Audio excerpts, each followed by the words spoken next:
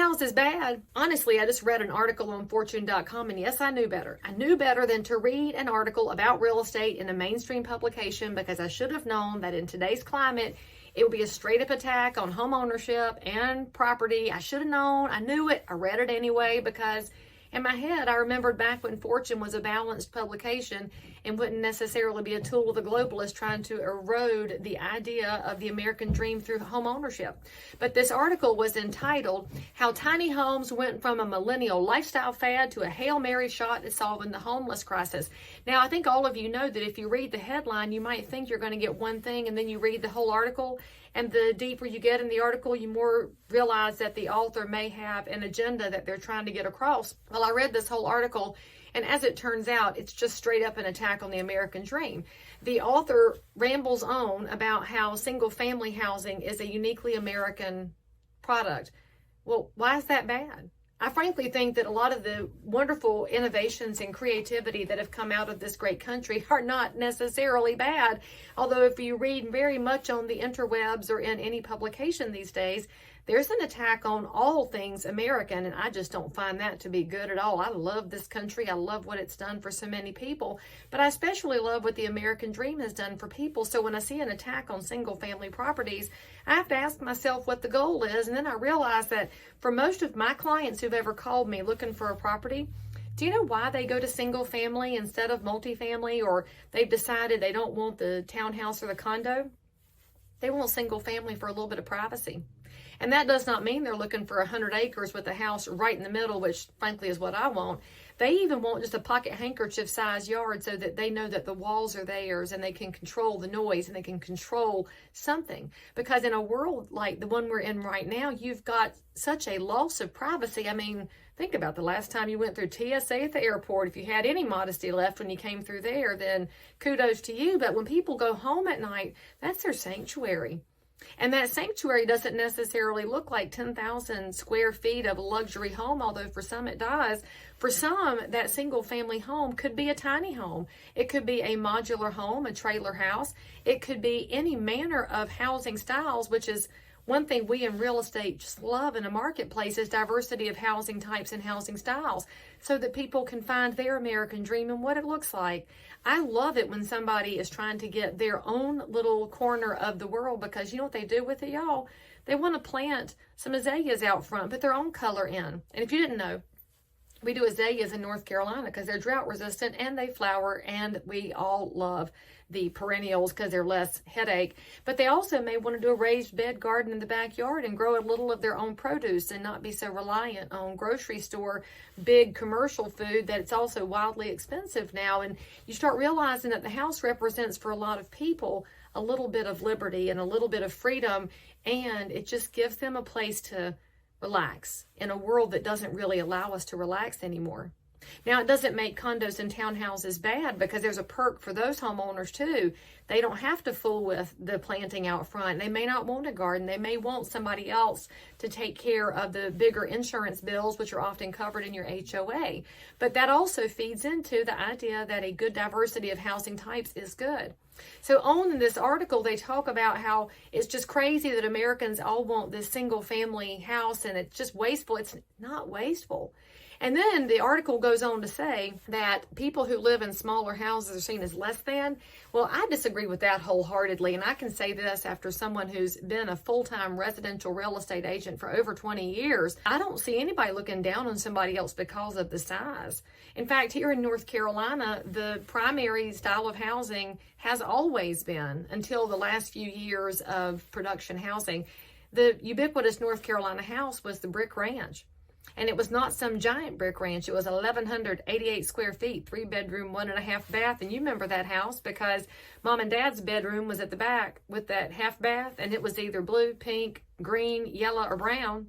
And then there's the bigger hall bath in the main part of the house for everybody else. And those other 2 bedrooms, one for the brothers and one for the sisters. And that was just how houses worked. And we all thought it was just fine.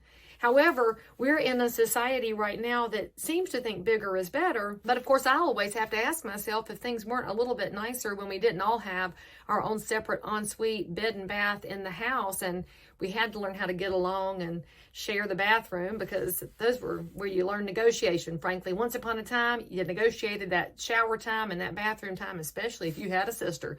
And so you realize that the smaller houses didn't ever define who we were. In fact, one of the things that defines the value of real estate is not its square footage, although certain websites have trained realtors into thinking that per square foot is the only indicator of value. And spoiler alert, it's not. It's an indicator of value. There are other things that go into it, and I'm not a certified independent appraiser, but they'll all back me up, and they can all say amen right now, because you could take that small home and let's look outside of it. Look at that lot that it sits on. Have they added the landscape, and have they painted the trim? Have they taken care of it? That will start driving the value as much or more as the square footage, because the care that goes into a property is also what makes the American experience so unique. We know that property owners have some skin in the game with their real estate because they're paying property taxes on it. They're often involved with the upkeep of the monuments at the front of the neighborhood. They show up at PTA meetings. The bravest among them get on the HOA board, and they decide to make their voice heard through the community where they have put down some stakes. That's not reflected in any of this article. This article is rambling about how the bigger houses and the bigger money are in these cities with big jobs. But y'all, if you look all around this great country, that's one of the coolest things about home ownership and housing. It looks like something different in almost every different community. And one of the things that real estate professionals have always fought for is to have a lot of options, because for one person, their American dream might look like this tiny house.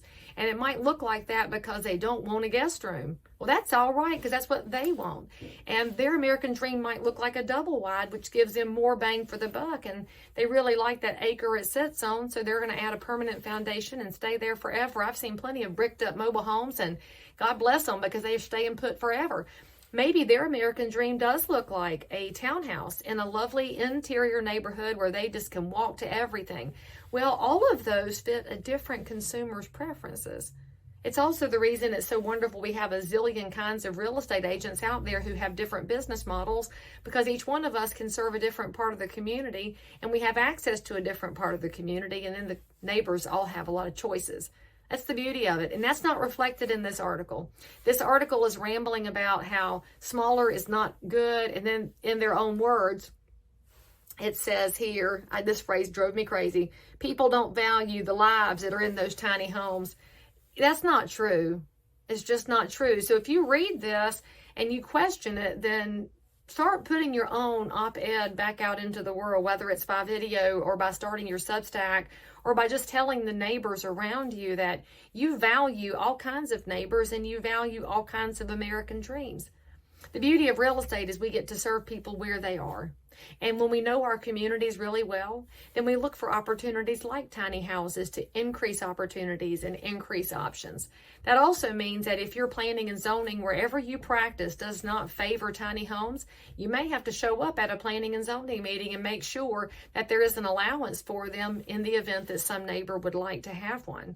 In fact, it's one of the reasons the realtors have been pushing so hard across the country for good zoning practices when it comes to ADUs, or accessory dwelling units. And if you want to learn more about that, I got a couple of podcast episodes you could listen to. I'm not going to dig into it. However, I will tell you that in the rambling here about how you've got large parcels of land with tiny houses, it's entirely possible that the one house, that old North Carolina brick ranch, would like to add a tiny house on the side lot or in the backyard for Mamaw to live in. And accessory dwelling unit says, hey, on this same parcel, we could add a separate property and thereby share in a way that still preserves privacy and provides varying opportunities. Remember, the beauty of real estate is its diversity.